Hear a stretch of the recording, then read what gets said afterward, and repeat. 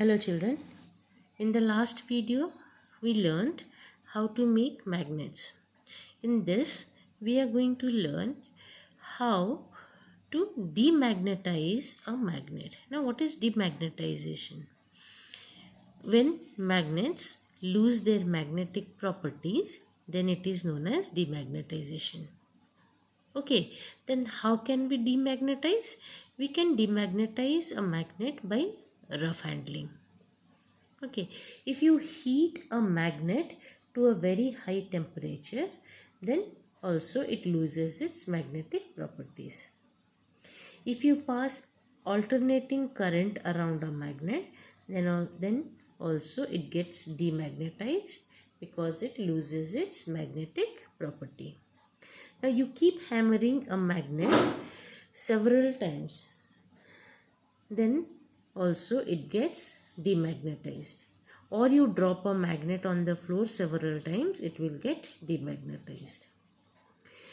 Even if the poles of a magnet are left free for a long time, then also they tend to become weaker, or they lose their magnetic properties and get demagnetized.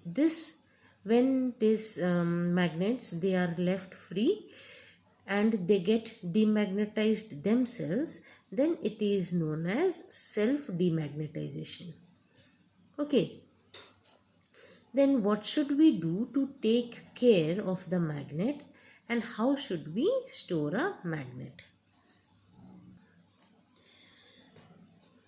I told you that when poles of magnet, they are left free, okay, then left free for a long time, then they get weaker, they become weaker and they get demagnetized, which is known as self-demagnetization.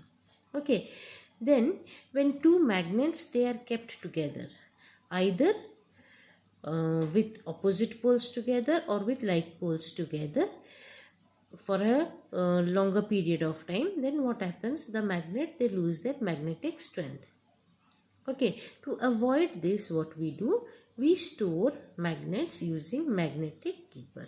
Now what is a magnetic keeper? It is a soft iron bar.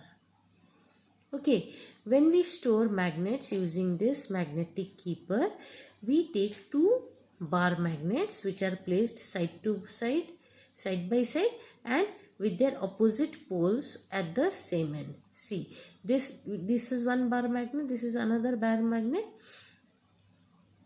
I have north pole of this bar magnet over here and south pole of the bar magnet here. That means opposite poles are at the same end. Okay, what will happen? We have taken two soft iron bars. Okay, and these magnets are placed.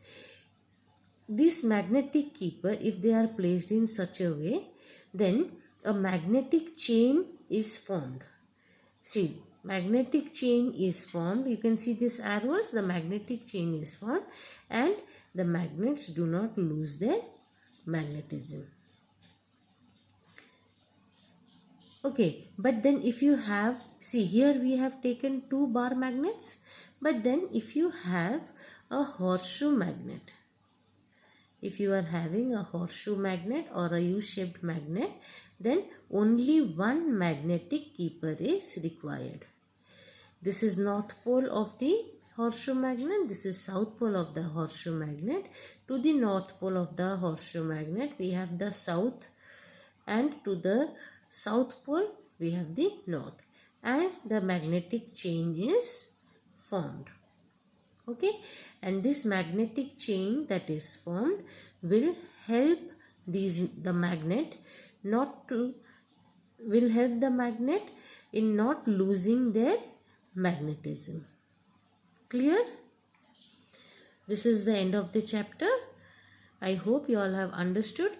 Go through the chapter 2-3 times, and if any doubts you have, you can ask.